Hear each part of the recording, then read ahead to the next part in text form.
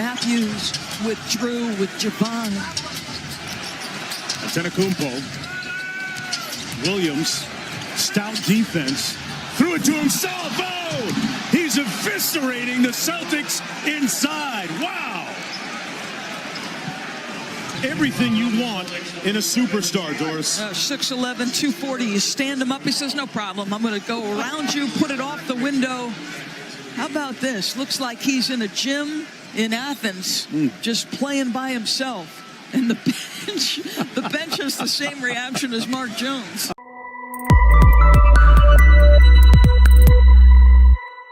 Hey guys, Emmanuel here, and the Bucks have just been eliminated from the playoffs. So on Sunday, the Boston Celtics eliminated Giannis and the Milwaukee Bucks from the playoffs in 7 games at the TD Garden. With that, Giannis Antetokounmpo is officially out of the playoffs. But I'm here to say, just because he lost to the Boston Celtics, it doesn't at all taint his status as the best player in the world. No, actually quite the contrary. I think Giannis Antetokounmpo is the best player in the world, and it's undisputable at this point, right? And losing to the Celtics in 7 games doesn't taint that at all. And why, I hear you asking? Well, because context matters. The context in which Giannis Antetokounmpo lost to the Boston Celtics matters. So let me paint the picture for you. Giannis and the Milwaukee Bucks came into the playoffs as the 3rd seed in the Eastern Conference, right? And in the first round, they faced off against a good Chicago Bulls team, and they absolutely dismantled that Chicago Bulls team, right? They won that series 4-1, right? And along the way, the Milwaukee Bucks lost Khris Middleton, but that didn't stop them at all. They didn't skip a single beat. They just kept pulverizing the Chicago Bulls. Fast forward to the 2nd round, and Giannis finds himself face-to-face with the Boston Celtics. A Boston Celtics team that just finished #1 in the Eastern Conference, right? A Boston Celtics team that literally made the Brooklyn Nets, a healthy Brooklyn Nets team, look like a junior varsity team. The same Boston Celtics team that swept the Brooklyn Nets, right? Like it still boggles my mind. That's a healthy Brooklyn Nets team with Kevin Durant and Kyrie Irving. So this was a tall order, a huge challenge to ask Giannis Antetokounmpo to face off against this behemoth of a team, which is the Boston Celtics, while he didn't have his 2nd best player in Khris Middleton. So now you're understanding the context. Now you're seeing the whole picture, right? Like, it was never the same, right? It was never the same. And the reason I say it was never the same is because I'm also comparing him to his contemporaries, right? And what they did and how he did it. So if we're being honest, with all that taken into account, the Milwaukee Bucks should have been swept, right? Why? Because, well, let's think about it, right? There are people out there that say Kevin Durant is the best player in the world. Not a lot now after he got swept, but there are still people say either he's better than Giannis Antetokounmpo or he is the same as Giannis Antetokounmpo, right? So let's do a little bit of a logic game, right? If Kevin Durant is better than Giannis Antetokounmpo, and he had his 2nd best player in Kyrie Irving and got swept against the Boston Celtics, there's no way Milwaukee should win a game against the Boston Celtics if A, Kevin Durant's better than Giannis Antetokounmpo, or B, Kevin Durant is the same level as Giannis Antetokounmpo. Why? Because if Kevin Durant couldn't do it without his best player, there's no way Giannis should be able to do it without his best player. If he's the same level as Kevin Durant or less, the only way Giannis should be able to win a game is if he's better than Kevin Durant. If we do that little logic game right there. And he did, right? Giannis did the impossible, right? He took the Boston Celtics to 7 games. That should have never happened.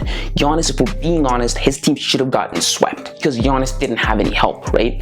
Giannis literally carried the Milwaukee Bucks on his back like Jesus carried the cross and put his team in a position of which they could have actually won that series. That's something that Kevin Durant didn't do, right?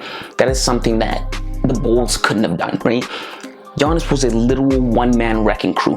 And by the end of the series, at the end of the game in Game 7, you could see just how exhausted that man was. Giannis was so exhausted. And why? Because he averaged literally 39.1 points, 14.7 rebounds, and 7.1 assists. That's a double-double, right? That was a double-double. Kevin Durant didn't average a double-double against the Celtics. That's why they got swept. Kevin Durant wasn't carrying. This is literal carrying. And why? Because Giannis Antetokounmpo led in every statistical category except for blocks on both teams, on both the Boston Celtics and the Milwaukee Bucks.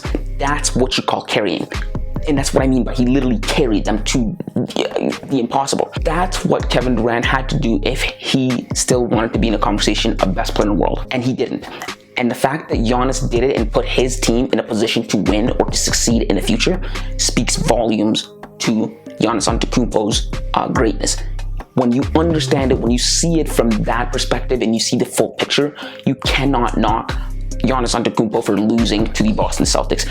His status as the best player in the world doesn't take a single hit at all. He was a literal one-man wrecking crew, a literal Iron Man against a really good Boston Celtics team, like the #1 seed. Now ask yourself this, what would have happened if Khris Middleton didn't even play the whole series, just played 3 games? What do you think would have happened? Do you think Milwaukee goes home? Do you think Giannis is planning a trip to Greece as we speak?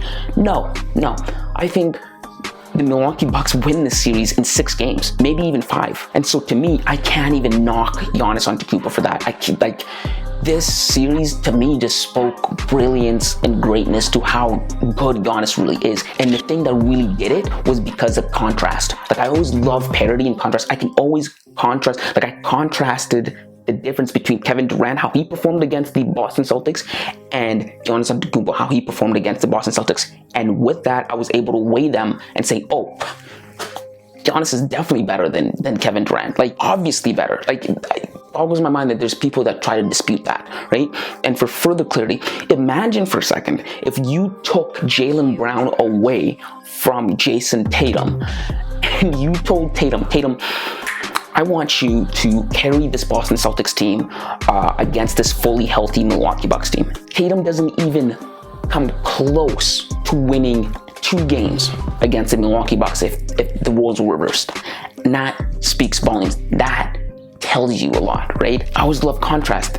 You know, contrast always helps, like in any debate, in any perspective, in any way you're trying to view it, right? Like, it's the same thing I do with LeBron and Michael Jordan. Literally, do contrast. Would Michael Jordan be able to carry his team to 8 consecutive finals in a row?